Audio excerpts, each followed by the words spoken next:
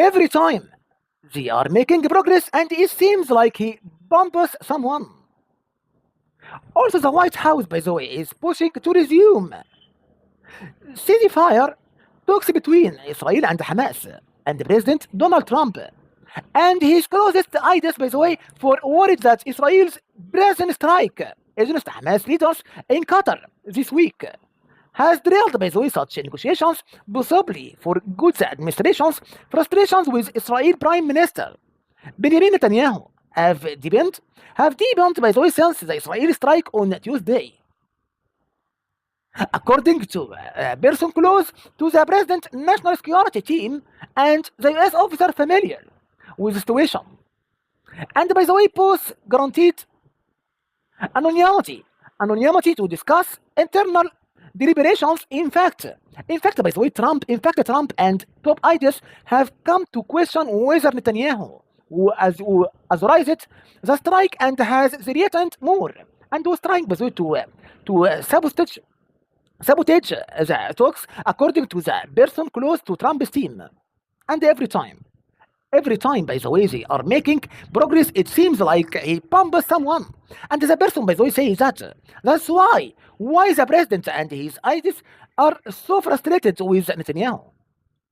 And reports, by the way, from the region have suggested that Israel failed, by the way, to kill the top Hamas members it was targeting, but hit others in the group in Doha. At the same time,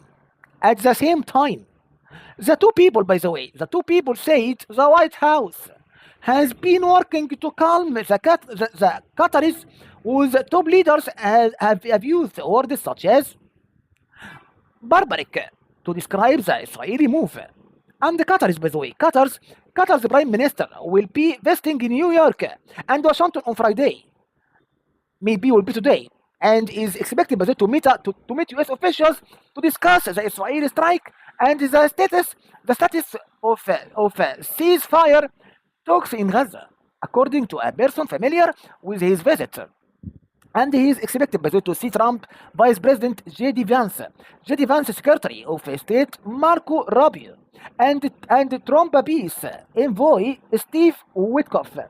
The person, by the way, close to the president's national security team said Rubio, by the way, has also spoken in recent days with the Qatari Premier Sheikh Mohammed bin Abdulrahman bin Qasem Al Thani about prioritizing a plan to expand, by the way, its defense cooperation agreement with the US. Rubio is scheduled to visit Israel next week, and it's not clear, by the way, if he will swing by Qatar.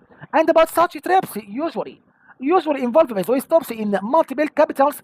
And the initial response from the White House, a statement, by the way, from a spokesperson Caroline Levitt at Tuesday's briefing, and made clear that Trump was frustrated with Israel, by the way, decision to carry out a mission inside Qatar, and a key partner, by the way, and home to a major American military base that Trump visited in May.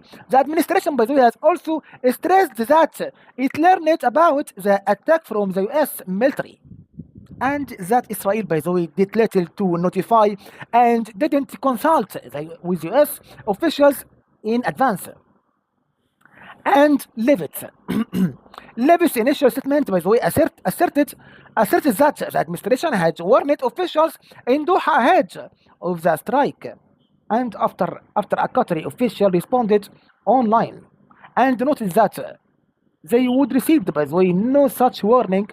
Trump, by the way, amended Levitt's statement in a post on social media, saying that Israel hadn't given the White House an adequate warning about the attack.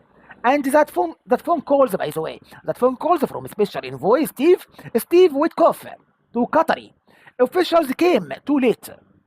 And according to defense officials, by the way, also granted anonymity to discuss internal conversations. The view notice given was wholly insufficient and lacked the specifies needed to adequately warn regional partners. That's partly why Trump's statement, by the way, which went further than Levitt had, was so blunt in declaring that the decision was made by Prime Minister, by the way, Benjamin Netanyahu, and it wasn't a decision made by me. And he continued. He continued, by the way, unilaterally bombing inside Qatar and subversion nation and close ally of the United States that is working very hard and bravely taking risks with us. And to broke peace, by the way, doesn't advance Israel or America's goals. And that was the most publicly, by the way, critical I have seen a Republican president be of an Israeli leaders in quite some time. And the person close to Trump's national security team says that Trump's, by the way, Trump's phone call with Netanyahu on Tuesday, the first of two conversations between them following the attack, and was even more heated. The person, by the way, added that the president was very displeased, and he made that known. And the tense phone, by the way, conversation was first reported by the Wall Street Journal.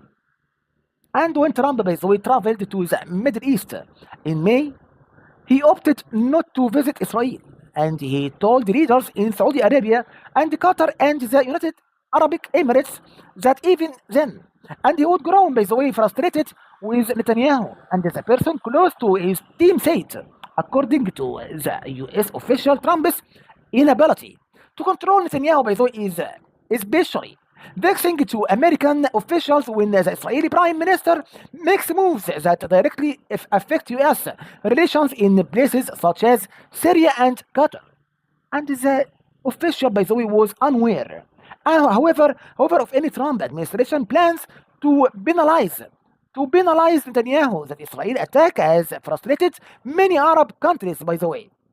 Many Arab countries, actually, by the way, who had staged hopes on the Qatar lead mediation to end the fighting in Gaza. The war, by the way, in the Strip has endured many of these countries and populations and leaving their governments which tend to be monarchies or otherwise autocracies worried about their own stability.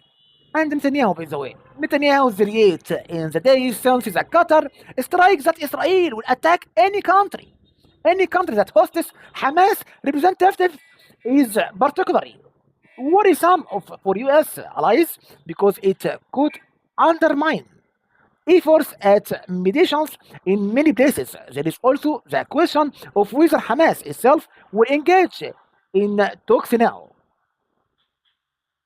And as far as Qatar, by the way, the focus on our national security and sovereignty, and sovereignty, by the way, which were directly threatened by this attack, and all other political considerations, by the way, have taken a back seat.